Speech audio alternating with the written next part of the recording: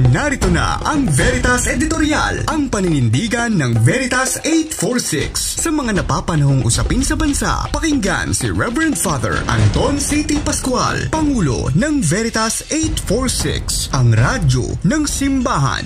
Veritas Editorial. Kapanalig, nasubukan na ba ninyong bumili ng gamit sa FB?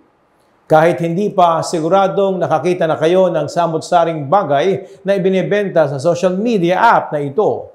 Sa Facebook na rin kasi nagninegosyo maraming tao. Sa labak ba naman ang naaabot ng mga posts dito? Kaso, sa sobrang daling mag-post sa Facebook, may mga taong nakalulusot at nakagagawa ng krimen dito. Noong nakaraang linggo, 2 ang inaresto ng mga polis matapos mahuling nagbebenta sila ng sanggol gamit ang Facebook. Isa sa mga inaresto ay ang nanay mismo ng bata. Katwiran niya, ginawa lamang niya ito upang gumanda ang buhay ng sanggol. Hindi na raw niya kayang buhayin dahil hindi sila sinusuportahan ng tatay ng sanggol. Ibinenta ng kasama niyang inaresto na isang ahente ang kapakapanganak pa lamang na sanggol sa halagang 90,000. 50,000 ang mapupunta sa nanay. Ayon po sa National Authority for Child Care o NACC, may 40 na Facebook pages ang binabantayan nila dahil sa illegal na pagpapaampon ng mga sanggol ng mga bata. Ang iba raw sa mga ito, nasa sinapupunan pa lamang ng nanay ang sanggol, abay ibinebenta na. Inilalako na. Ano ba yan? Bagamat sinulatan na ang NACC ang Facebook noong nakaraang taon tungkol sa isyong ito, hinihintay pa rin daw nila ang tugon nito. Paalaala ng NACC sa mga nais mag-ampon, may legal na proseso ang pag-aampon. Wala rin kailangan bayaran na fees para dito. Sinisigurado dito ng NACC na tugma o fit, bagay, ang isang bata at ang mag-aampon sa kanya. Para naman sa mga nais ipaampon ng kanilang mga anak, may tinatawag na voluntary commitment of child. Sa prosesong ito, ipinapasa ng magulang ang parental authority sa Department of Social Welfare and Development o DSWD o sa mga organisasyon at institusyong nag-aalaga ng mga bata.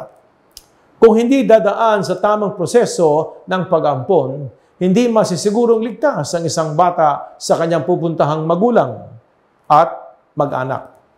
Sa FB, dahil walang nagba-background check sa mga bumibili ng bata, may panganib na ang batang aampunin ay maabuso o mapuwersa sa mga illegal na gawain gaya ng child pornography at child labor. Gayahin sana natin ang nangyari sa kwento ni Moises.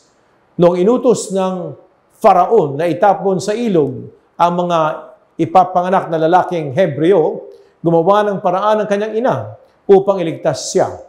Pagkatapos niyang ilagay si Moises sa isang basket sa tabi ng ilog, ang kapatid na babae ni Moises, sabi nga sa Exodo 2:4, ang tumayo sa di kalayuan upang tingnan kung ano ang mangyayari. Sa ganitong paraan, tiniyak ng kanyang pamilya na hindi siya malalagay sa panganib. Yan ang tamang gawin, di ho ba kapanalig? Sa panahon ngayon, ang pagbabantay ng kapatid ni Moises sa kanya ay maisasagawa rin sa pamamagitan ng pagsunod sa legal na proseso ng pag-aampon. Sa pangangaral ni Pope Francis sa Amoris Laetitia, binibigyan din niya ang mga patakaran sa pag-aampon upang maiwasan ang pag-abandona sa mga bata. Kaya kapanalig, ang ating mga anak ay hindi mga gamit na pwedeng ibenta ng basta-basta sa ibang tao.